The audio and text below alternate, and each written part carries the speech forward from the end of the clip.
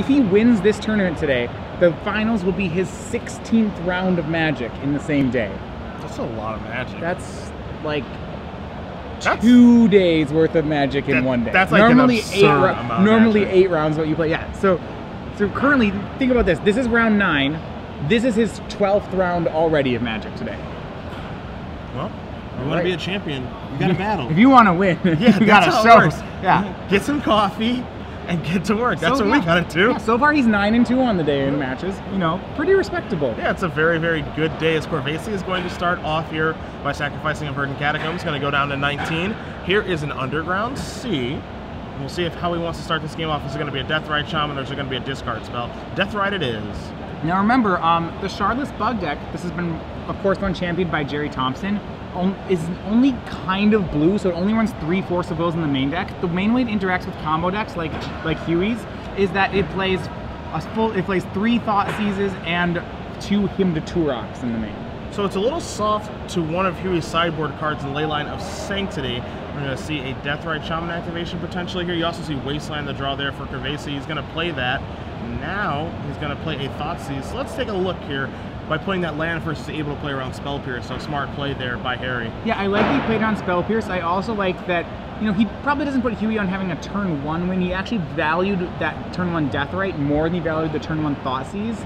I do really like that. I think sometimes a lot of players always want to play a turn 1 Thoughtseize, where unless your opponent really has a lot of great turn 1 plays, a turn 2 Thoughtseize oftentimes is a better weapon. Hey, sometimes you want to give your opponent the opportunity to actually draw into something worth taking, which I actually like to have the option to be able to do. So, we've got a Brainstorm here in response to a Thoughtseize. Gonna hide some cards here, and you see Corvese's playing Shardless Bug. Again, in this deck, 4 top 8s in the Invitational. 4 people top 8ing with Shardless Bug. Yeah, I think it was by far the most successful deck in the Legacy portion of the Invitational.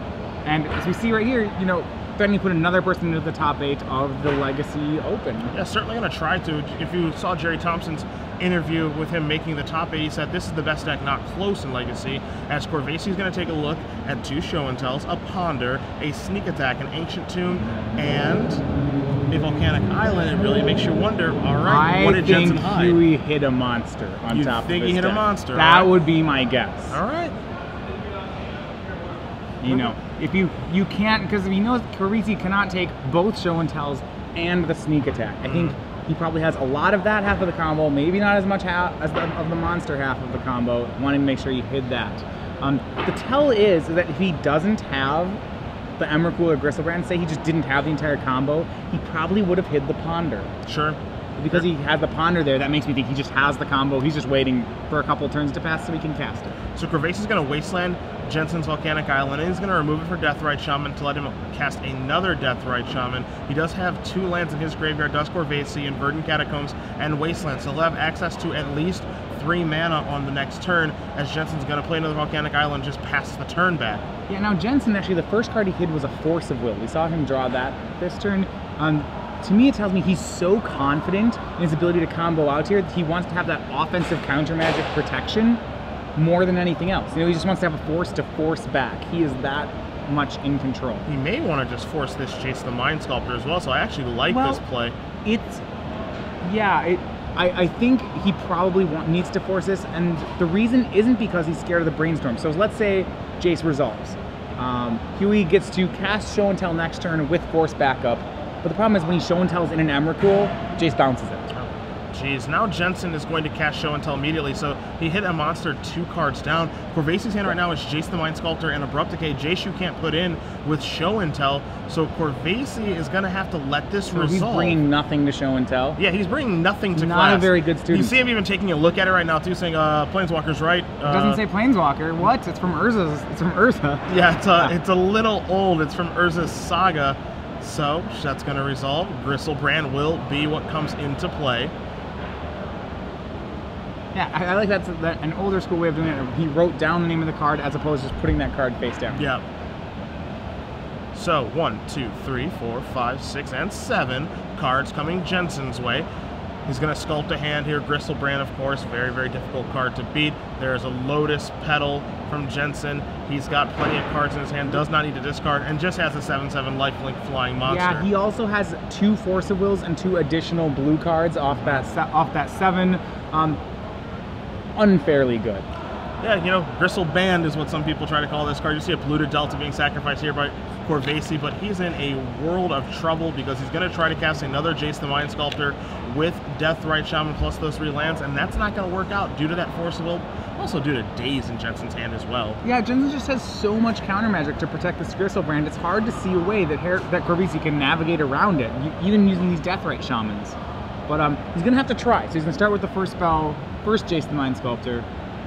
Yeah, I mean, it's certainly worth trying. We've seen stranger things happen here, but Jensen going to pick up that Volcanic Island, alternate casting cost on a Daze. All you gotta do is pay 1 more, Harry. That's it. Yep, and no, but all the lands in the graveyards have already been exiled. The Deathrite Shamans have run out of fuel, and Harry has run out of time as he picks up his cards. So William Huey Jensen gonna win game number 1, Sneak and Show, defeating Harry Corvese playing Shardless Bug. Those players are gonna move on to the sideboard, so I guess we'll do the same. We'll take a look at Corvese's first. What kind of tools does he have to bring in on his side, Matthias? Well, he needs to get anything that can disrupt this combo. Remember, he has a lot of cards like Maelstrom Pulse, which don't really affect the board. You know, Abrupt Decay is actually completely dead here, and Celestial Vision is also a pretty bad card in the matchup because it rarely has time to come off suspend. The only way he can actually get that card is if he buries it with a Brainstorm and cascades into it with Shardless Agent. So in a lot of ways, Harry's really, like, his win condition here is just Planeswalkers. He's trying to go disrupt, disrupt, disrupt, Planeswalker, use Planeswalker over and over. Yeah, the thing about Harry's deck is he doesn't have a very good clock. You know, he can start to take control of the game, but this Shardless Bug deck was designed by Jerry Thompson to grind people out in the Bug Mirror and against Jund, resolve some Ancestral Visions, get ahead that way. You'll find your Abrupt Decays for some annoying answers, and then you can eventually get him dead with Tarmogoyf and some other things, but he doesn't have a very fast clock, so that means that Jensen can actually recover a little bit and get back into games. Right, so there's a couple tools he has. There's two things these creatures he'll board in that he could bring into Show and Tell. The first one would be Sower of Temptation. The second one would be Venser, Shaper, Savant. Okay, those are both actually very good choices. Those are both excellent against Emrakul's. Against Gristlebrands, they are okay because he will still get the chance to draw 7 cards. And perhaps, if he maybe has them in his sideboard, Red Blast the creature. Sure. We'll take a look at Jensen's sideboard. He has 3 copies of Blood Moon, 2 Echoing Truce, 3 Red Elemental Blast, 2 Jace the Mind Sculptors of his own, 2 copies of Through the Breach, and the important one here against a heavy discard deck, 3 Leyline of Sanctity. Now, something very interesting happened in the last Invitational that we watched. Jerry Thompson in his quarterfinals match back in Atlanta was playing against Philip Fortner, and when he was playing against him, he actually boarded out his discard because he was scared that Philip would either misdirect the Hymn to Torak or he would have Leyline of Sanctity and Hymn to Torak would go dead. Same thing can be said with Thoughtseize. So Jerry actually started sideboarding out his discard and just trying some different elements. Ended up working for him as he won the match 3-1. What do you think Corvese is going to do? Is he going to leave in the discard or sideboard it out? Because Leyline is an industry standard nowadays. Right, so Leyline's, so that is a strategy, I think a really valid strategy that Harry can do in the matchup. The real question, which I would have with that, is then, is Huey going to try to counter sideboard and not even bring in the ley lines? You know, like, if it's known that, you know, people might be boarding out their discard, you know, it becomes kind of this game of like sideboard chicken, which you're talking about. You know, both players are going to actively make their deck worse, but if one of them does and one doesn't, then, you know, it ends up really good for one of them. Yep. I think what probably ends up happening is it's only 3 cards. Huey will bring in his ley lines. At the very worst, he has 1 dead card, which he brainstorms away. It's low investment for a really awesome thing. On Harry's side, it's still only 3 ley lines. It depends. I just think his clock is a little slow for him actually to board out all his discard. He does have more Lilianas after board. He has actually he doesn't have any Lilianas in the main. Excuse me. He does have 2 Lilianas post board, but I don't know if he has the clock really to board out all his discard. All right, well, we'll see what Corvese is going to do here. Again, that plan that Jerry Thompson crafted is not something that everyone is doing, of course. It was something that he just kind of put together when testing for that quarterfinal matchup against Sneak and Show. Ended up working out pretty well for him, as he did win that Invitational, and it was weird to see him to Torax and other discard be put to the bench, but again, he said, I can't afford to get misdirected. I can't afford to have a dead draw when my opponent has Leyline of Sanctity, so hey, discard out, some more crafty cards in. I know that, you know, when Jerry was playing the deck, he had 2 Baleful Strix in his main, 2 in his sideboard, and one of the plans that he crafted was, I'm going to board in the other 2 Baleful Strix, get to 7 permanents, and then if Emrakul comes after me, I sack the 6, Baleful Strix blocks it, and even though my board got decimated, I mean, I'm still at a high enough life total. Yeah, I'm alive. is basically what his thought process was. Right, we did see that last game. Our second match, actually, we saw a Sneak and Show player defeat lands. Okay. And we did see him survive through one Emrakul. Sneak and Show player had to find another Emrakul. I believe it took him 3 turns to do it. So being able to survive 1 hit maybe buys you 3 more turns with which to finish the game. All right. Well, we're going to see Corvese again sacrifice a Verdant Catacombs, play a Deathrite Shaman on turn 1 via the Underground Sea. So it's a repeat performance thus far for Harry, as Jensen will draw his card for the turn momentarily. Yep. No, so of note, Jensen didn't have the Leyline of Sanctity in his hand. No clue on whether he boarded them in, but they simply aren't there right now. I think the bigger thing is that while having a, say a Deathrite Shardless Agent Jace hand is fine game 1 for Shardless Bug when they're keeping blind, I think in this after board, you have to assume that Harry has kept a hand with a little more disruption in it. If he's turn 1 Deathrite Shamaning and I'm Huey, I might think there's gonna be like a turn 2 Hymn to Turak or Liliana of the Veil coming at me. You see a Ponder here from Jensen. He wants to figure out how he's going to navigate the next couple of turns. Is it time to keep all 3? Is it time to shuffle away? It's going to be keep time. He's going to keep a land in Volcanic Island and pass the turn back. Yeah, so it looks like he has a pair of Force of Wills, a Show and Tell, and a Brainstorm. I think there's an Emrakul there too. So he has the monster to go with the Show and Tell. So once again, that lightning fast combo that Sneak and Tell, that Show and Tell can be. Here's a Thought Seize, and he doesn't have Force. Okay, so you see the cards here: double Force of Will, as you said, double Show and Tell, a Brainstorm, an Emrakul, and a Volcanic Island. It's the interesting choice not to force. You have to think that Corvese is going to take the Emrakul out of his hand. It's the piece, he has doubles of the Show and Tell. He has double forces. Taking the Emrakul is the only way to deny the combo, even though usually you want to take the Show and Tells instead of the Emrakuls. This is really interesting too, because as soon as Huey got Thoughtseize, he didn't even think about it. He just laid his hand on the table. He wasn't hemming and hawing. Am I going to force this? Am I not going to force this? I think he had a plan coming in all along that says, hey, I'm not going to Force of Will this. I don't care about a singleton discard spell because all of my effects are redundant. And again, you see the double Show and Tell, the double Force Will, an Emrakul, and a Volcanic Island, and a Resolved Ponder. There's another Deathrite Shaman for Corvese, and he's going to attack for 1. So a very similar start to game 1, excuse me. Interestingly, Corvese took the Brainstorm out of that hand. He left Huey with the entire combo. Probably what that would tell me is that there's more disruption to come. It's not just the Thoughtseize. Huey's draw step was a Brainstorm, almost like he knew that if a Thoughtseize was coming or an Inquisition of Kozilek or some discard spell, that hey, he's going to take my Brainstorm from these options, so I better set this one that I do have up top. Corvese drawing a Wasteland for the turn. Also has a Jace the Mind Sculptor in his hand again. Right, so he's probably going to go for this Jace. We might see him go for the Jace so that he can try to, have an answer to Emrakul when it comes down. However, he does know that it's very unlikely that that's going to resolve.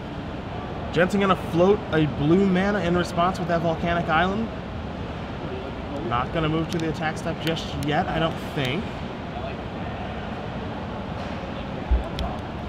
I'm sure Corvese is going to want to try to at least empty that mana pool, however. So moving to the attack step would probably be a sharp play, but he's going to take his time and figure out what he wants to do here. It's going to be start by attacking for 1. Yeah, so he's deciding not to go for the Jace here. He's going to, it looks like he's going to suspend an Ancestral Visions. He knows that unless Huey draws an Ancient Tomb, Huey can't combo next turn. Or a Soul Land, Ancient Tomb, City of Traders. And again, Corvese is working with close to perfect information. The one card he doesn't know about is the Brainstorm there in Jensen's hand, but he knows that Jensen did not have another land.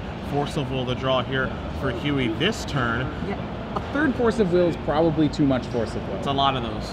That is a lot of Force of Wills. Yeah, usually it's about 1 that you want. The second one is okay because you can always pitch it to the first one. The third one, 2 for 1ing yourself twice is usually too much. So Deathrite Shaman activation, going to remove a Brainstorm.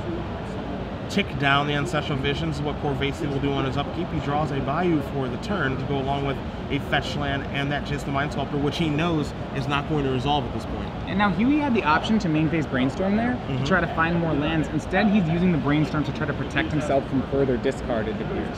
And I like that. I also like that, he's not really in much of a rush because he knows he's not under any duress right now. What's the worst thing that Harry can do? I've got 3 Force of Wills in my hand. Yeah, with those 3 Force of Wills, you put it perfectly. He has time, and he can afford to play that Brainstorm as greedy as possible. So Jensen is going to Force of Will that Jace the Mind Sculptor, removing a Show and Tell for the alternative casting cost. So by removing the second show and tell, he is basically making it so that he has to, you know, that he now will have to counter any further discards. But Ancient Tomb, the draw step. Here is a show and tell from Jensen, a double land right off the top. You see some of the power of this deck, where he was fumbling around. He didn't even cast the Brainstorm to look for a land. He just said, I'll draw a double land eventually, or at least one land, maybe a fetch land. Who knows? We know Corvese can't counter. Jensen knows that Corvese can't counter. Charlotte's Bug doesn't have cards like Daze or Spell Pierce, and he doesn't have 2 cards in his hand, so there is the spaghetti monster. And Carrie brings Verdant Catacombs to show and tell. You know, a little more underwhelming. And again, if you're Corvese, this has got to be a horrible feeling because he knows that Jensen has another Force of Will in his hand. Right, so you almost feel like you can't top deck to any out because whatever spell you draw can't resolve. 6 permanents in play for Harry. Convenient. Yep. If you're Jensen, not Harry. Not Harry at all. No, that's very similar to the Annihilator number on Emrakul, the Aeon's Torn. So Jensen checks. Huey is not at 4 life. No, you know, he turns out that he isn't. Ancient Tomb doesn't deal that much damage. I think Corvese is just going through the iterations, saying to himself, especially in a match like this, you want to make sure that you don't miss a play. 3 mana. So and then he can try. I think he hits a Liliana, maybe a Shardless Agent. Yeah, it's going to be 2 or less, so it's not going to be a Liliana. Turn over an Ancestral Visions. Excellent play. You know, that's a really good Cascade normally. Yeah. And if you're Huey, you probably Force of Will here because you can't lose once you do. I think you do just Force of Will this card. I don't think that you care about it, and Huey's going to do that. He's going to remove a Brainstorm, Force of Will that Ancestral Visions. Says no cards for you. I don't want there to be some ridiculous series of events that does happen, allowing you to draw 3 cards. This does mean that Harry will get to keep 1 permanent. As he doesn't play something like Innocent Blood, though, I don't think he has anything he can draw to that for 1 mana can answer an Emrakul. Yeah, I think from looking at the deck list here that he is as close to drawing dead as possible. You see the frustration. He's going to extend the hand. Yeah. William Huey Jensen is going to move on to 8-1 with Sneak and Show. Harry Corvese starting this tournament 7-0, runs into Gerard Fabiano last round, runs into Huey Jensen this round. A difficult way to end a tournament and have your top 8 hopes dashed. Charlotte's Bug, a very good deck, but not good enough to take down Sneak and Show this time. The future Hall of Famer in Jensen, maybe moving on to back-to-back top 8s this weekend. And it really shows, even in a tournament with over 500 people, like at the Star City Open, once you get to the top, you know, who does Harry have to beat for a spot in top 8? Well, 2 players with a fair amount of Pro Tour experience between the 2 of them. First in Gerard Fabiano, second in Huey Jensen. Yeah. With this win, Huey almost certainly locks himself into the top 8. Yeah, coming into this round, Jensen was in 5th place, Corvese was in 6th.